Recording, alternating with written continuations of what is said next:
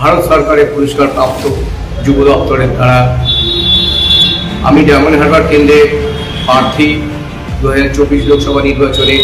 আমার নাম মজনু লস্কর। আমি আপনাদের সামনে ঘোষণা করছি,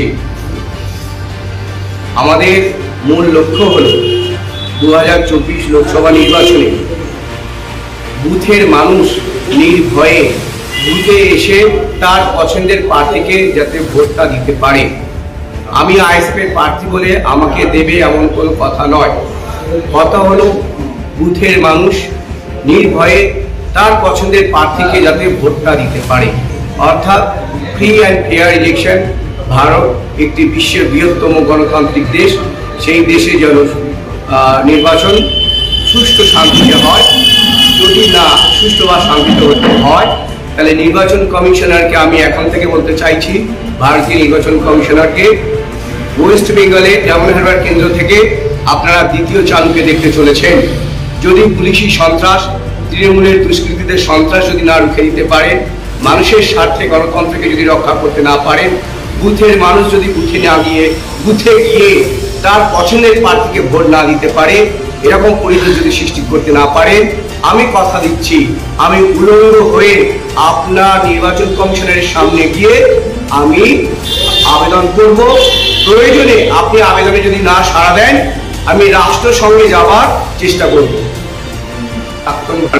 ভারত সরকারের পুরস্কার প্রাপ্ত যুব দপ্তরের দ্বারা আমি ডায়মন্ড হারবার কেন্দ্রে প্রার্থী 2024 লোকসভা নির্বাচনে।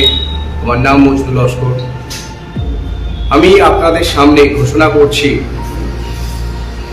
আমাদের মূল লক্ষ্য হল 2024 লোকসভা নির্বাচনে বুথের মানুষ নির্ভয়ে বুথে এসে তার পছন্দের প্রার্থীকে যাতে ভোটটা দিতে পারে। আমি আইএসএফের প্রার্থী বলে আমাকে দেবে এমন কোনো কথা নয়। কথা হলো বুথের মানুষ নির্ভয়ে তার পছন্দের প্রার্থীকে যাতে ভোটটা দিতে পারে, অর্থাৎ free and fair election. Bharat একটি বিশ্বের বৃহত্তম গণতান্ত্রিক দেশ, সেই দেশে যেন নির্বাচন সুষ্ঠু শান্তিতে হয়।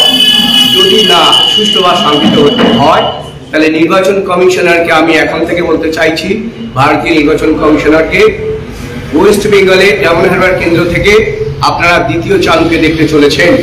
যদি পুলিশি সন্ত্রাস, তৃণমূলের দুষ্কৃতীদের সন্ত্রাস যদি না রুখে দিতে পারেন, মানুষের স্বার্থে গণতন্ত্রকে যদি রক্ষা করতে না পারেন, বুথের মানুষ যদি বুথে গিয়ে তার পছন্দের প্রার্থীকে ভোট না দিতে পারে, এরকম পরিবেশ যদি সৃষ্টি করতে না পারে, আমি কথা দিচ্ছি, আমি উলঙ্গ হয়ে আপনার নির্বাচন কমিশনের সামনে গিয়ে আমি আবেদন করব।